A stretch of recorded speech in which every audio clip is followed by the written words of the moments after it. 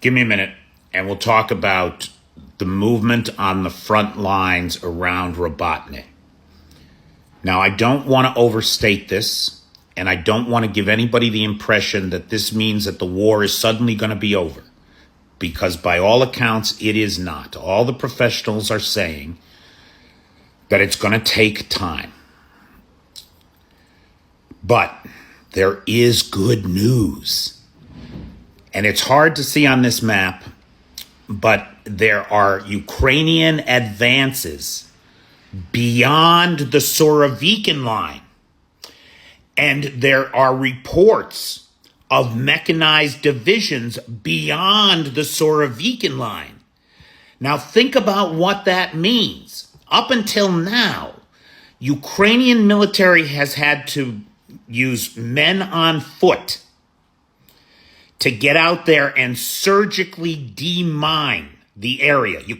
Remember, we saw that mess at the beginning of the counteroffensive where 4 or 5 Leopards were lost and 2 deminers were lost because the minefields were so heavily fortified and deeply mined with as many as 5 mines per square meter, which is unreal, just unprecedented.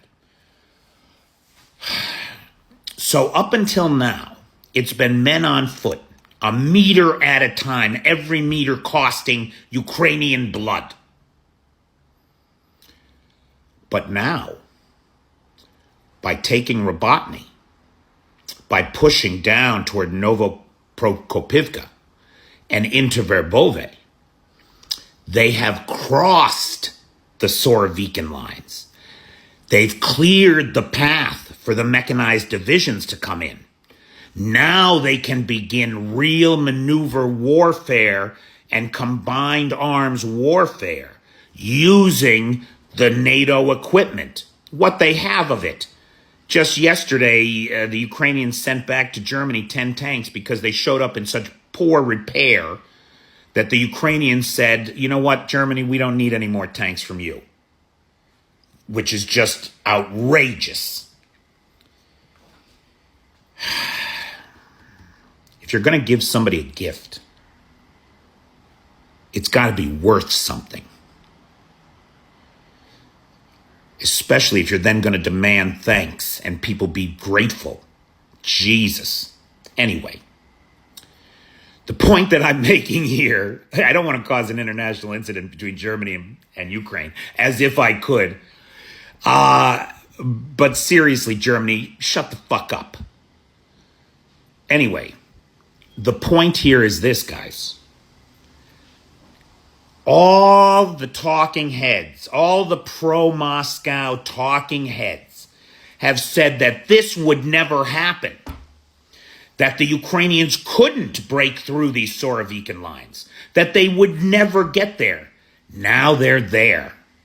And the third line of defenses is basically unmanned because in Surovikin's doctrine, the way that he saw these things working is that when the first line fell, the troops would fall back to the second line.